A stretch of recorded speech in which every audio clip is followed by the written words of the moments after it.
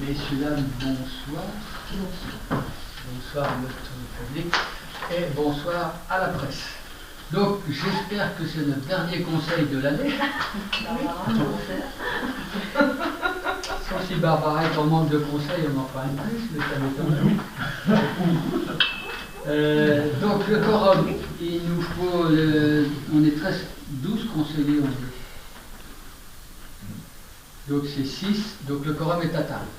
Il y a donc Madame Carré qui a donné pouvoir à Monsieur Vincent Carré et Madame Roselyne Boupy qui a donné pouvoir à Oriane Jardin. Il nous faut désigner un secrétaire de séance. Il est déjà noté. Oui. C'est qui? C'est Jean-Pierre. Ah, c'est Jean-Pierre. C'est Jean-Pierre? C'est Jean-Pierre. Je sais. Ah bah, vous comprenez. C'était absent la réunion du personnel, on a dit comme gage, tu serais secrétaire. Ah oui, on a tous voté. On l'a dit, désolé. Bonsoir. On a dit ça. Donc Jean-Pierre est désigné volontaire d'office secrétaire de séance. Donc il vous a été envoyé l'ordre du jour le 15 mars dernier. On va faire un ajout d'un point à l'ordre du jour, si vous en êtes d'accord, c'est on va retirer la délibération concernant la signature de l'avenant numéro 1 de la convention partenariat avec Bossé-sur-Mer concernant la construction de la caserne. Et je vous expliquerai après pourquoi. Donc, et on va en remettre une autre. Et sinon, vous avez tous reçu le procès, l'arrêté du procès verbal du conseil municipal du 28 novembre. Donc, avez-vous d'éventuelles remarques à faire, hormis celles qui avaient été faites par Oriane lors de notre commission? Ça refait en officiel, comme quoi, oui, sur la délibération par rapport à la participation sur les casernes, il y avait une incohérence. Je sais pas comment dire entre les votes réels et pour faire simple, la rédaction de la délibération avait été faite comme s'il y avait eu un vote positif, sauf que le vote n'a pas été positif. Et que effectivement la rédaction ne correspondait plus. Et on n'a pas fait attention et on l'a mise comme ça. Donc c'est pour ça qu'on va retirer la délibération et on va en reprendre une avec une bonne terminologie. Voilà. Mais sinon, s'il n'y avait pas d'autres remarques à faire, d'accord. Bien, donc on va passer à la première question, 84. C'est dans le cadre du domaine public, c'est la dénomination d'une voie.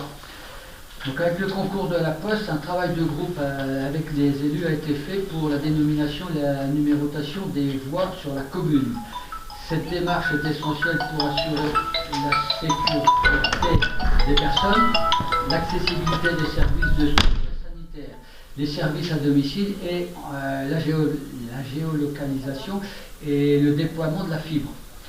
Donc c'était un travail qui était très important, qui n'est pas tout à fait terminé, même s'il y a encore des choses à finaliser. Donc en vue des divers changements dans la numérotation, il est nécessaire de nommer la rue du Ruet, la voie qui mène à la plage du Ruet depuis le rond-point, intersection entre la rue de la Gare, le boulevard des Dunes, le boulevard du Vieux-Château et la route du Guildo. Donc vu le Code général des collectivités territoriales et l'article L 2121-29 et L 2121-30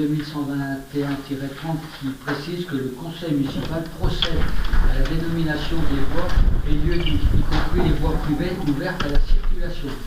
Considérant l'intérêt public communal d'attribuer un nom à la voie qui mène à la plage du Ruet et qui dessert les habitations situées sur les parcelles cadastrées AK6 et AI 150.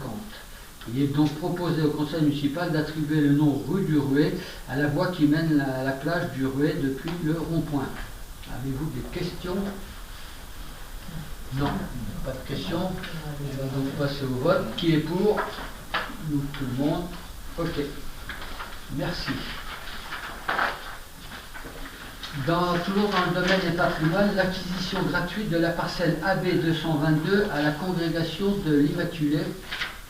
Il doit y avoir un autre nom, Dans le cadre de l'aménagement du boulevard de Rougeret et la création d'une piste cyclable, le Conseil général de la congrégation de l'Immaculée propose à la commune de lui céder à titre gratuit la parcelle cadastrée AB 222 d'une superficie de 101 mètres. Ah, la 85. La 85, excusez-moi. Je vous ai pas dans l'ordre. Non, j'ai été un peu vite. Donc c'est toujours dans le domaine patrimoine, donc transfert de la parcelle du CCAS à la commune. Alors par délibération 2023-10 en date du 8 mars 2023, le conseil municipal a décidé la dissolution du centre d'action sociale de Saint-Jacques-de-la-Mer, le CCAS, et a accepté que les biens immobiliers lui appartenant, à savoir les parcelles cadastrées AL50 et A198, soient transférées en pleine propriété à la commune. Les dites parcelles, l'une située à Saint-Jacques-de-la-Mer et l'autre à Trégon, sont exploitées par un agriculteur. La commune doit conclure des baux avec ce dernier. Cependant, le transfert des parcelles n'a pas encore abouti car le maire n'a pas l'autorisation du conseil municipal de signer l'acte notarié. Il convient de prendre une délibération pour régulariser la situation.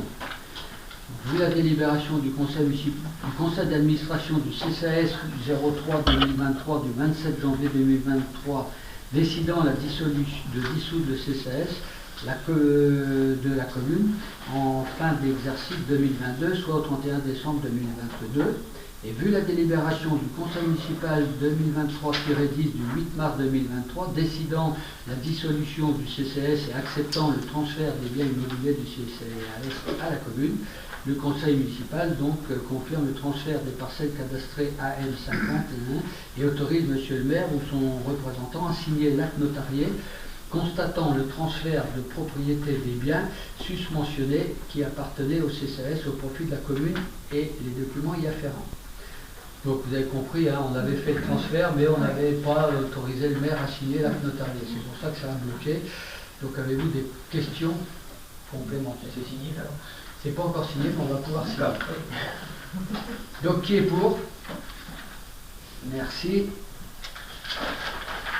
Alors, toujours le même sujet, on va revenir donc sur la délibération 86, l'acquisition gratuite donc, de la parcelle AB 222 qui était à la congrégation de l'Immaculée. Dans le cadre de l'aménagement du boulevard de Rougeret et à la création d'une piste cyclable, le Conseil général de la congrégation de l'Immaculée propose à la commune de lui céder à titre gratuit la parcelle cadastrée AB 222 d'une superficie de 101 m² située sur le boulevard de Rougeret. Cette parcelle correspond à l'accotement enherbé du boulevard. Donc, il est proposé au conseil municipal d'acquérir gratuitement la parcelle cadastrée AB 222 à la congrégation de l'Immaculée au profit de la commune. Vu la nécessité de régulariser la situation en intégrant dans le domaine communal la parcelle AB 222 correspondant à l'emprise de l'accotement du boulevard de Rougeret. Le conseil municipal, après en avoir délibéré, accepte. Voilà, avez-vous des questions sur cette parcelle? C'est des régularisations qu'on fait régulièrement et on en aura d'autres à faire dans l'année prochaine. Donc vous n'avez pas de questions? Non. Donc qui est pour? Merci. Donc là je passe la parole à Madame Lorette. Alors c'est à propos de quoi? Les La 87. finances publiques, la 87, c'est la demande de compensation de loyer. Ok. Par courrier en date du 15 novembre dernier, la locataire du logement situé rue de la Poste a demandé un dédommagement en raison des dommages causés par les travaux sur le bâtiment et les extérieurs. Il est proposé au conseil municipal d'attribuer une compensation à la locataire pour les gênes occasionnés pour un montant total de 275 €. En fait, les grosses gênes, ça a été les travaux, mais surtout l'absence de liaison Internet. C'est pour ça que on a proposé de faire Un geste. Ça a duré plus d'un mois. Oui, il y a une perturbation. Elle a retrouvé la connexion Internet il y a 8 jours après maximum. Enfin, c'est très Il y récent. a eu une fois ou deux le chauffage qui a été coupé. Oui, il y a eu le chauffage aussi. Donc, il est proposé au... je vous l'ai lu. Donc, est-ce que vous acceptez la compensation d'un montant de 275 € à la locataire du logement situé rue de la Poste pour les raisons subventionnées? Avez-vous des Et questions? on fera un montant en charge exceptionnelle qui sera effectué sur le budget de la commune. Avez-vous des questions? Pas de questions. Qui est pour? Ok. Merci. Là, je passe la parole à Madame Boutier. Nathalie, son prénom. Alors, nous allons donc parler des tarifs pour l'année prochaine. Donc, je ne vais pas vous redétailler, c'est donc les droits de place, occupation de domaine public, le cirque, tennis, etc. Donc, tout ça, ça n'a pas changé. Les seules modifications, ça va être au niveau de la location de la grande salle, où nous avons rajouté sono et vidéoprojecteurs avec un écran qui ont été installés la semaine dernière. Et donc, on y a associé des tarifs. Donc, pour les tarifs, pour les associations, on propose donc à but lucratif 30 € pour la location, gratuit pour les associations à but non lucratif. Pour les particuliers professionnels de la commune, 60 €. Pour les associations professionnelles particuliers hors commune, 80 €. Sachant qu'une caution de 500 € sera demandée pour toute utilisation, que ce soit gratuit ou pas gratuit.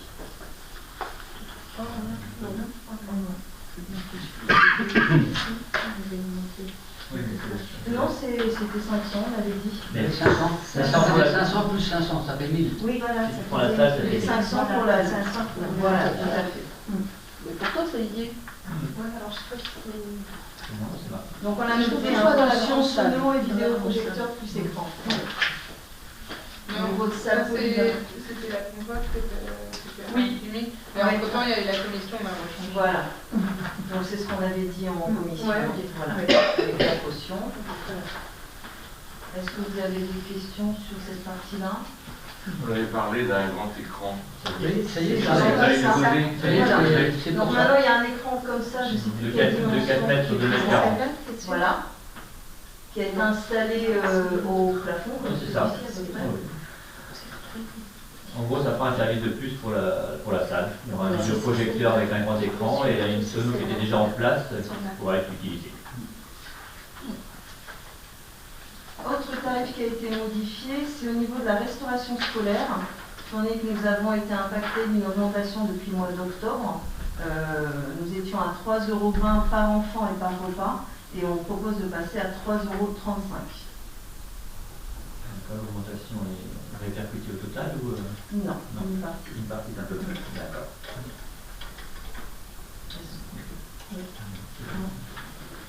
D'autres questions concernant ces tarifs? S'il n'y a pas d'autres questions, on va passer au vote. Qui est pour? Ok, merci. Madame Vincent Carré va pouvoir. Ah ouais, ça va comme ça. Donc c'est au sujet du camping pour les finances locales. Donc il n'y a pas de changement pour cette année parce qu'on a déjà fait une augmentation l'année dernière. Donc on va faire un jeu de Noël. Il y a juste qu'on arrête la location des cabanes sans matelas. Oui, mais vous faites la location Et on avec fait, matelas. ouais, c'est matelas, c'est normal. Et il y a juste un petit point noir, c'est l'augmentation de la taxe de séjour qui passe à 0,55. Au lieu de 50. Voilà. Ça, c'est Ça, pas c'est nous pour qui notre gérons. bilan. Et c'est pour nous, c'est bilan à l'eau. C'est bilan. S'il y a des questions, si vous voulez passer au vote. Qui est pour? Ok, merci.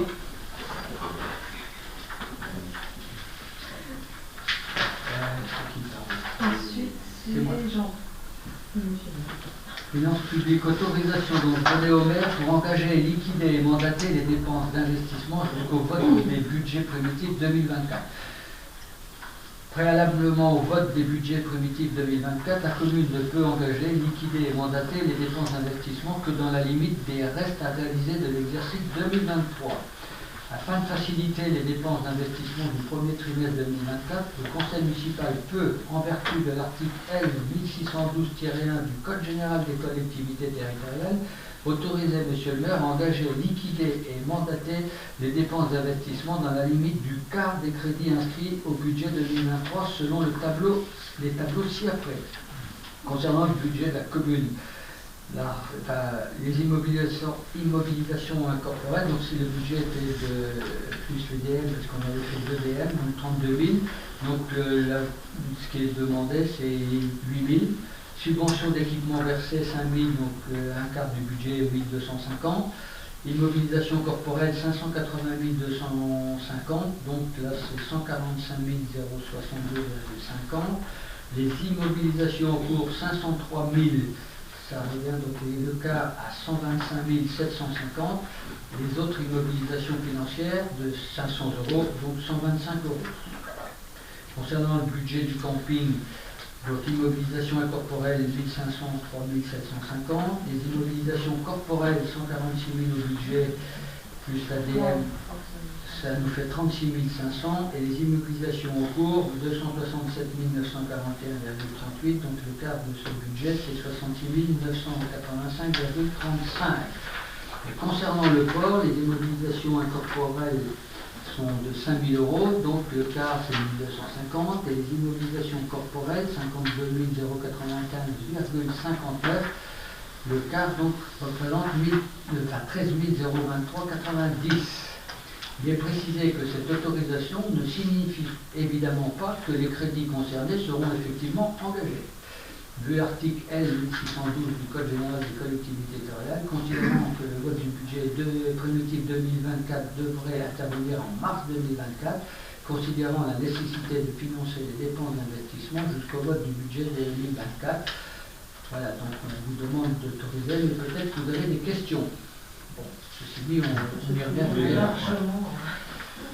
Donc, qui est pour? Merci. Alors, fonction publique, toujours dans l'octroi de gratification d'un stagiaire. Les services techniques de la commune vont accueillir en stage un étudiant en licence professionnelle aménagement paysager au cours du premier semestre 2024. Son stage représente une durée totale d'environ 3 mois. Lorsqu'un stage a lieu en France et que la durée du stage est supérieure à 2 mois, consécutifs ou non, celui-ci doit faire obligatoire l'objet d'une gratification. Il est proposé au conseil municipal d'approuver l'octroi d'une gratification stagiaire. Donc l'octroi d'une gratification d'un montant maximum de 15% du plafond horaire de la sécurité sociale et exonération des charges sociales. Ça fera environ 2 500 euros pour les 3 mois. Donc autorise le bénéfice pour le stagiaire du repas au restaurant d'EHPAD. Il autorise le maire ou son représentant à signer la convention de stage et les documents afférents, et que les crédits nécessaires seront inscrits au budget 2024. Avez-vous des questions? De toute façon, il va travailler. Et il va travailler. Donc, qui est pour? Ok, merci. Là, c'est Grégory qui va nous parler de l'attribution du marché de travaux pour la réfection du trottoir route du Guido. Pour rappel, on avait prévu de faire le trottoir route du Guido à partir du Ruet jusqu'à route de Bourneux, côté droit en montant. On a voulu refaire quelques trottoirs tranquillement, et juste le revêtement. Et donc on a fait une consultation auprès de plusieurs entreprises. A été réalisée concernant le marché de travaux pour la réfection du trottoir route du Guido, allant du Ruet à la rue du Vieux Château, côté droit en sortant de l'agglomération. Il y a 536 mètres linéaires. Le trottoir sera sablé avec des accès en enrobé pour les voitures. Au vu de l'analyse des offres réalisées, il est proposé de sélectionner l'entreprise Terrain d'un montant hors taxe 33 564 euros. On a reçu 5 offres pour ça. Et c'est l'entreprise Terrain qui était la moins disante. Et qui répondait mieux au cahier des charges. Sur la durée des travaux, que ça dure en plus le revêtement. Oui, tout à fait. Parce que autrement il y avait des bons mais bon. Non, les moins chers au final, et en point de vue analyse, voilà, c'était en matériaux, c'est ce qu'il y avait qui rentre dans le cahier des charges. L'entreprise là effectivement propose un liant avec le sable, c'est un sable, c'est ce qu'on appelle du sable stabilisé, chaud sable. Il y a d'autres entreprises qui étaient malgré tout plus chères et qui ne proposaient que du sable tassé. Donc sans le liant chaud sable qui permet de garder une meilleure durabilité dans le temps. Et, voilà, il est beaucoup moins cher. Voilà. Est-ce que vous avez des questions par rapport à ces travaux? Alors, qui est pour?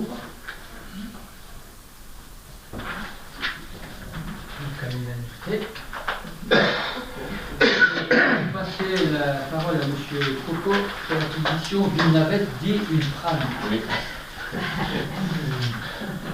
Ouais, que les gens ont cru que la navette allait être un véhicule qui allait de l'entrée de Saint-Jacques jusqu'au bourg.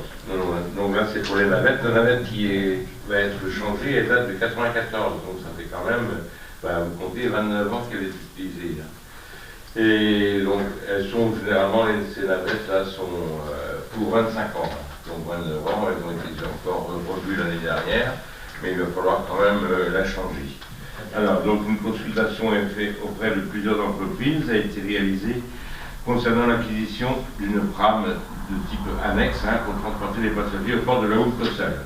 Alors, il y a eu 3 propositions de fait, une par Alunox de Saint-Malo, une de Gosselin, de la société Gosselin de la Manche, du côté de la Manche, de Grandville à peu près, et une, dont je ne sais plus le nom, mais qui était à Pestalé-Grève. Il y a eu 3 entreprises. Il y a eu 3 entreprises qui ont été consultées.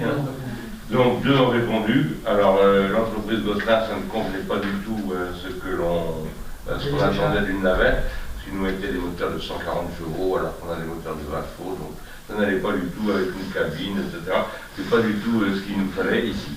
Donc on a décidé de prendre l'entreprise Alunox, d'un montant quand même total de 27 900 € hors taxe, et qui correspond donc à vraiment ce qu'on veut. C'est une pram comme on l'a en ce moment sur le quai. Voilà. Donc, des questions à poser? Donc, qui est pour l'acquisition de cette tram ou navette? Alors, petite parenthèse, quand j'ai interrogé l'entreprise Gosselin dans la Manche, quand j'aurais parlé d'une tram, il dit c'est quoi une tram? Je pense que c'est un terme qui est... Ça doit être local. C'est des Normands. C'est des Normands. Bien. Commande publique, les assurances, attribution du marché d'assurance responsabilité civile. Je passe la parole à Mme Lorette Anaïg. Notre contrat d'assurance responsabilité civile a été dénoncé par notre assureur avec prise d'effet au 31 décembre 2023. Une consultation a été lancée en vue de souscrire un nouveau marché à compter du 1er janvier 2024 pour une durée de 4 ans. Elle a été infructueuse car la commune n'a reçu aucune offre. Par délibération numéro 2023-74 en date du 28 novembre 2023, le conseil municipal a autorisé le maire à relancer une procédure négociée sans publicité préalable ni mise en concurrence, selon un article de la commande publique. La commune a mandaté le courtier Jassure, bien nommé, pour nous accompagner dans la recherche d'une assurance de responsabilité civile. Il nous a adressé l'offre de la compagnie d'assurance Cooper Gay. C'est une entreprise, une assurance française. Ah, qui a un nom anglais. La durée du marché est convenue pour une durée de 4 ans à compter du 1er janvier 2024. La prime annuelle globale est de 12 000 € hors taxe, soit 13 580, toutes taxes comprises. Elle sera versée tous les ans en fonction de la répartition suivante: masse salariale par rapport au budget par rapport à la masse globale, commune 82%, camping 17%, sport 2%. Il est proposé d'attribuer le contrat d'assurance responsabilité civile à Côte-d'Or. En fait, c'est la seule qui est acceptée de nous prendre en charge, sachant qu'il y a d'autres communes qui rament pour trouver ce type d'assurance. Alors, la prime passe de 6 000 et quelques à 12 000, donc ça double. Et effectivement, par exemple, la ville de Dinan n'a pas de responsabilité civile pour l'instant. C'est compliqué. Donc, y a-t-il des questions sur cette truc d'assurance, sur cette responsabilité civile qui nous permettra de... C'est de la répartition. Le pourcentage, il y a un petit souci, mais ça sera... Je ne voulais pas faire de répartition. On a 100 Oui. Peut-être réduire à 81, la on commune. réduit la commune à 81. Et comme Voilà. ça, on est bon. Camping 17 et le porteuse. Voilà. Ça vécu, on met des queues au zéro. Donc 81 pour la commune, 17 pour le camping, 2 pour le port. Ça vous va? Oui. Très bien. Donc y a-t-il des questions? Non. Donc qui est pour? Il faut mieux quand même. Je vais passer. Alors, silence public, donc retrait de la délibération 2023-83, signature de l'avenant numéro 1 de la convention de partenariat pour le projet de construction du centre d'incendie et du secours des Ébiens de Bossé-sur-Mer.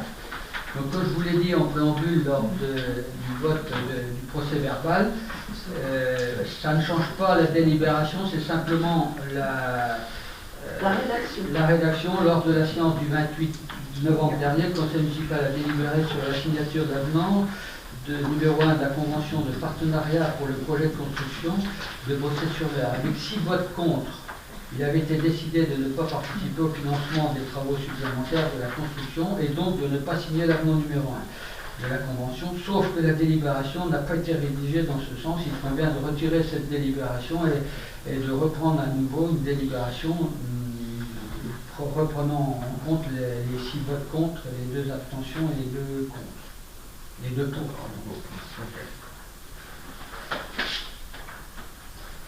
Voilà. Est-ce qu'il y a... Non, l'explication est suffisamment claire. Tout à fait. Ok. Donc qui est pour? Attends. Retirer la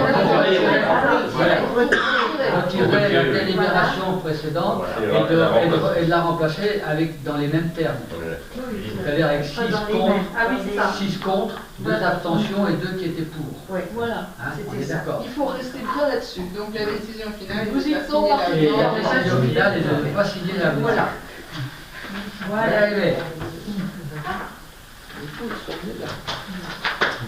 Et là, les décisions prises donc, dans le cadre des délégations accordées au maire et aux conseillers délégués.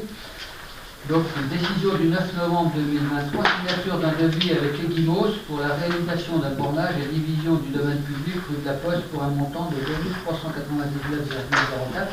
C'est le fameux parking, c'est le bornage du parking, puisque la parcelle de la caserne a un numéro de parcelle. Les logements. L'acquisition du terrain a un numéro, mais le parking faisant partie du domaine public, il fallait lui donner un numéro. Et à la suite de cette numérotation, il n'y aura qu'un seul numéro pour l'ensemble des 3, et les 3 parcelles seront groupées avec un seul numéro. Et la bagatelle nous coûte 2399,04. Le 22 novembre 2023, signature d'un devis avec Alès et compagnie pour la réalisation de tranchées pour des réseaux électriques pour un montant de 4294,20. Pour explication, c'est au niveau de la Poste, puisque la Poste étant considérée par Enedis comme un immeuble, il fallait refaire une armoire électrique avec des alimentations distinctes, une pour la Poste, l'agence postale et l'office du tourisme, une pour le DAB, une pour ce qui est l'ancienne Poste et une alimentation pour le logement. Donc il a fallu faire ces travaux-là.